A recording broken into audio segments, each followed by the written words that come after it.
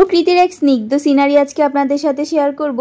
আজকে ক্যানভাস হিসেবে আমি বেছে নিয়েছি আমার নোটপ্যাডটা। এই নোটপ্যাডে আমি অনেকগুলো সিনারি আর্ট করেছি, এটা আমার খুব পছন্দের একটা নোটপ্যাড। আর আজকের এই স্নিগ্ধ প্রকৃতি সিনারি আর্ট করার জন্য আমি কালার হিসেবে নিয়েছি অ্যাক্রিলিক কালার মন্টমার্টের। ওই দূরের নীল আকাশ যেন এক বিশাল ক্যানভাস, যেখানে মেঘেরা ভেসে বেড়ায় আপন খেয়ালে, আর আমি মুগ্ধ হয়ে দেখি সেই অলৌকিক দৃশ্য।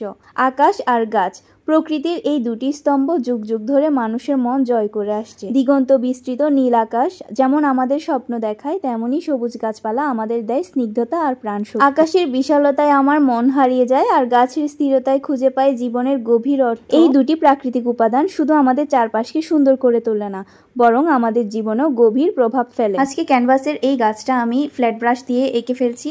ফ্ল্যাট ব্রাশটা একটু বাঁকা করে, এভাবে চাইলে কিন্তু খুব সহজে একটা ব্রাশ দিয়েই আকাশ, মেঘ, তারপর এই যে গাছও এঁকে ফেলা যায়। তবে খেয়াল রাখতে হবে খুব বেশি পরিমাণ রং ইউজ করা যাবে না। এখানে অল্প একটু রং নিয়ে হালকা হালকা করে ব্রাশটা ক্যানভাসে বসাতে হবে। প্রকৃতির এমন শান্ত স্নিগ্ধ সিনারি আঁকতে আঁকতে আমার মনটাও ওই জায়গাতেই আটকে গেছে। আমারও মনে হচ্ছে আমি এরকম একটা শান্ত নিরিবিলি পরিবেশে গিয়ে বসি। এটা শুধু আর্ট নয়, এটা আমার মনের অনুভূতি। যখন সোনালী রোদ গাছের পাতায় এসে পড়ে, তখন মনে হয় প্রকৃতি তার সব রূপ মাধুরী উজাড় করে দিয়েছে।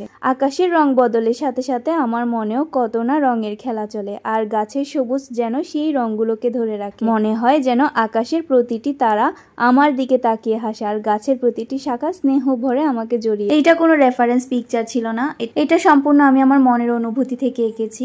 তো আজকের সিনারি তোমাদের কেমন লেগেছে অবশ্যই কমেন্ট করে জানাবে। এটা কিন্তু খুবই ইজি ছিল। যারা বিগিনার ভাইয়া আপু আছো, তারা চাইলে কিন্তু খুব সহজে এভাবে সিনারি আর্ট করতে পারবে। আলহামদুলিল্লাহ আমার চ্যানেলে 800 সাবস্ক্রাইবার পূর্ণ হয়েছে। যারা যারা আমার চ্যানেলে নতুন, প্লিজ তাড়াতাড়ি আমার চ্যানেলটা সাবস্ক্রাইব করে দাও। আর ভিডিওটা যদি কিছুটা হলেও তোমাদের ভালো লেগে থাকে, একটা লাইক দিয়ে দিও, আর ফ্রেন্ডস এন্ড ফ্যামিলির সাথে শেয়ার করতে পারো। আজ এ পর্যন্তই, আল্লাহ হাফেজ।